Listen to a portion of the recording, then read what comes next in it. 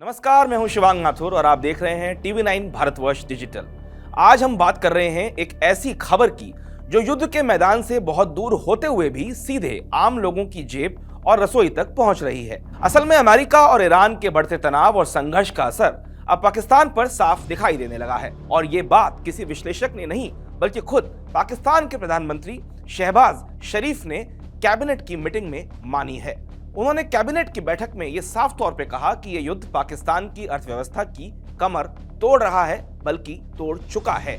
उन्होंने माना कि इस युद्ध की वजह से पाकिस्तान के हालात बदतर हैं, तेल का झटका और सबसे बड़ा संकट। सबसे पहले समझते हैं कि असल झटका पाकिस्तान को कहां लगा। पाकिस्तान जैसे देशों के लिए सबसे बड़ा खतरा होता है तेल की कीमतों का बढ़ना। प्रधानमंत्री शहबाज शरीफ ने यह साफ तौर पर बताया है कि युद्ध से पहले पाकिस्तान का साप्ताहिक तेल बिल करीब $300 मिलियन हुआ करता था, अब वही $800 मिलियन तक पहुंच चुका है। यानी सीधा सीधा $500 मिलियन का अतिरिक्त बोझ पाकिस्तान की जनता पर पड़ रहा है।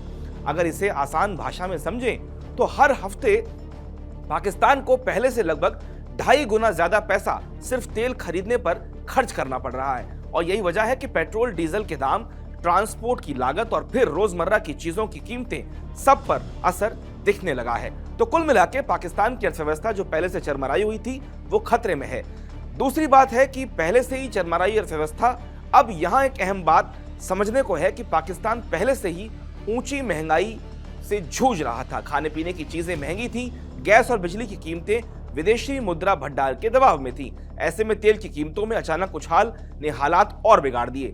ग्राउंड रिपोर्ट्स ये बताती हैं कि कई जगहों पर गैस की किल्लत, ईंधन को लेकर चिंता और आम लोगों में बेचैनी साफ तौर पे देखी जा सकती है। हालांकि सरकार दावा कर रही है कि हालात काबू में हैं और लंबी कतारें नहीं हैं, लेकिन आर्थिक दबाव जेब पर साफ दिखाई देने लगा है और सोशल मीडिया पर भी लोग इसके बारे में बात कर रहे हैं। सरकार का जो डैमेज कंट्रोल है पब्लिक के लिए वो ये कि सरकार कर क्या रही है। असल में सरकार, शहबाज शरीफ जो प्रधानमंत्री हैं, हालात पर पूरी तरीके से नजर बनाए हुए हैं। एक टास्क फोर्स का गठन उन्होंने किया और इसके साथ साथ जो कटौती है उसके ऊपर ध्यान दिया जा रहा है। ईंधन की खपत कम करने के प्रयास हो रहे हैं। सरकार ये दावा कर रही है कि इन कदमों की वजह से स्थिति अन्य देशों के मुकाबले बेहतर है, लेकिन असली चुनौती यह है कि तेल आयात पर निर्भर देश वैश्विक कीमतों को नियंत्रित नहीं कर सकता, ये हम सब जानते हैं। तो कुल मिलाकर पाकिस्तान की बहुत स्थिति ठीक नहीं है। युद्ध का व्यापक असर जो है वो पाकिस्तान पे पड़ा है। अब बात सिर्फ तेल तक सीमित नहीं है।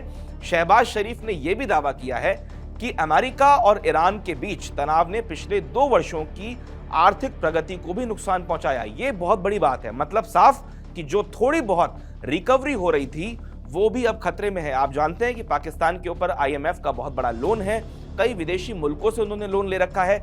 निवेश प्रभावित हो रहा है पाकिस्तान का, व्यापारिक अनिश्चितता बढ़ती जा रही है और करेंसी पर भी पाकिस्तान की दबाव लगातार बढ़ता जा रहा है। पाकिस्तान कोशिश कर रहा था कि जो कर्जे उनके ऊपर है वो चुकाए जाएं।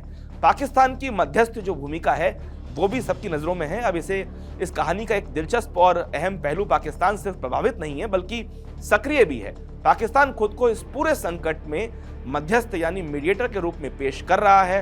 प्रधानमंत्री जो पाकिस्तान के, उनके मुताबिक इस्लामाबाद में अमेरिका और ईरान के बीच जो बातचीत कराई गई, यह बातचीत करीब 21 घंटे तक चली, लेकिन कोई नतीजा नहीं निकला। हालांकि इसके बाद अगला दौर शुरू नहीं हो सका और फिलहाल जो बातचीत है वो एक तरीके से स्थगित है। एक अस्थायी संघर्ष विराम बना हुआ है और पाकिस्तान चाहता है कि बातचीत फिर से शुरू हो ताकि पाकिस्तान का भी थोड़ा नाम हो।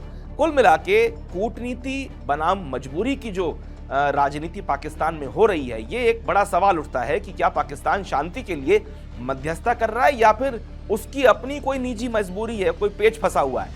क्योंकि एक तरफ आर्थिक दबाव पाकिस्तान झेल रहा है और दूसरी तरफ क्षेत्रीय अस्थिरता जो है वो पाकिस्तान में बनी हुई है। ऐसे में पाकिस्तान के लिए ये जरूरी हो जाता है कि तनाव कम हो, तेल की कीमतें स्थिर हों और क्षेत्र में स्थिरता लौटे, यानी कूटनीति और आर्थिक जरूरत दोनों एक साथ कदम से कदम मिला के चल रहे हैं। तो ये पाकिस्तान की स्थिति है। अब सबसे अहम सवाल कि आगे क्या होगा। विश्लेषक ऐसा मानते हैं कि अमेरिका और ईरान के बीच तनाव जो बढ़ता है, जो कि बना हुआ है, तो तेल की कीमतें और ऊपर जा सकती हैं और इसका सीधा असर पाकिस्तान की आर्थिक हालात पे होगा। पाकिस्तान जैसी आयात निर्भर जो अर्थव्यवस्थाएं हैं उस पर असर होगा। लेकिन अगर बातचीत आगे बढ़ती है और स्थिति संघर्ष विराम पे बनी रहती है या ठीक हो जाती है तो हालात कुछ हद तक संभल सकते हैं। फिलहाल स्थिति पाकिस्तान की जो है वो ये नजर आती है कि कुल मिला के पाकिस्तान अपने आप को चारों तरफ से घिरा हुआ पा रहा है।